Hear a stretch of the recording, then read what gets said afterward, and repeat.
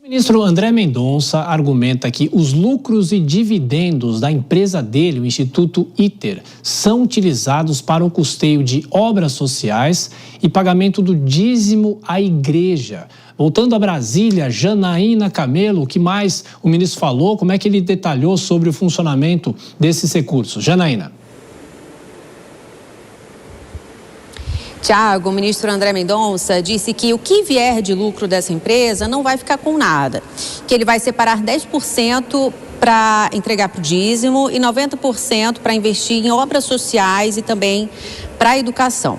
Essa declaração, Tiago, aconteceu dias atrás, antes dele virar relator do caso do Banco Master. Foi quando estava toda uma discussão no STF sobre a criação de um código de conduta, sobre a questão de ministros serem sócios de empresas. Naquela ocasião, inclusive, durante uma sessão, os ministros Alexandre de Moraes e Dias Toffoli defenderam que ministros sejam, sim, sócios, que podem ser sócios de empresas, citando o que diz a Lei Orgânica da Magistratura, né, que permite que juízes podem ser sócios de empresas. Foi antes também do ministro Dias Toffoli admitir que é sócio de uma empresa com 2 irmãos, que tinha uma participação num resort lá no Paraná, que acabou sendo vendida essa participação para um fundo ligado ao Banco Master.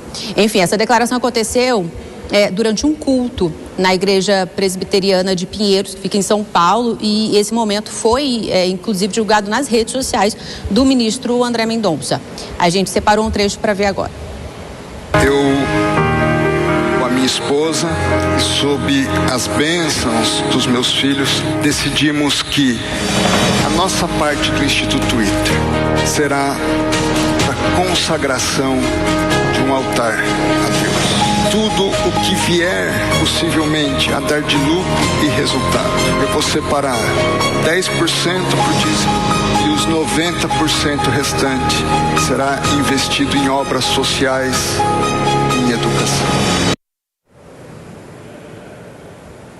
Essa empresa, Tiago, ITER, oferece cursos na área jurídica. E um levantamento do jornal Folha de São Paulo recente mostrou que dos 10 ministros do STF hoje, 9 têm empresas com familiares. A maioria dessas empresas no ramo de educação jurídica ou de escritório de advocacia e também no ramo imobiliário, viu? Tiago. A fala do ministro André Mendonça em um culto sobre essa história de empresas, num momento em que o Supremo continua nos holofotes. Até daqui a pouquinho, Janaína, Dora Kramer, a tecla SAP da política em cima disso, hein, Dora? Pois é, aí é muito lindo, né? Muito edificante essa ironia, sério, tô falando sério.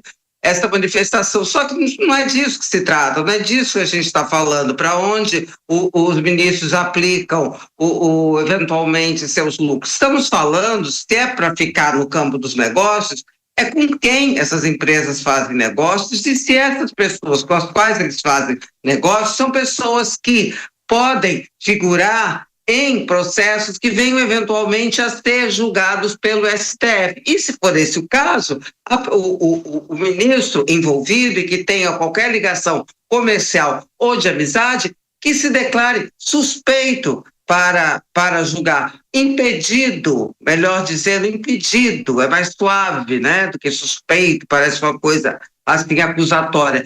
Mas não é a respeito do que disse o ministro Mendonça no culto que estamos falando. A cobrança que se faz e que envolve principalmente os ministros Toffoli e Alexandre de Moraes é outra. Não tem nada a ver com doação para cá ou para lá e destinação de dinheiro para essa ou aquela finalidade. Ô Vilela, a gente aí volta à história do Código de Ética, o Código de Conduta do Supremo. No mundo ideal, o ministro do Supremo não deveria ter empresa, concorda? Claro, né?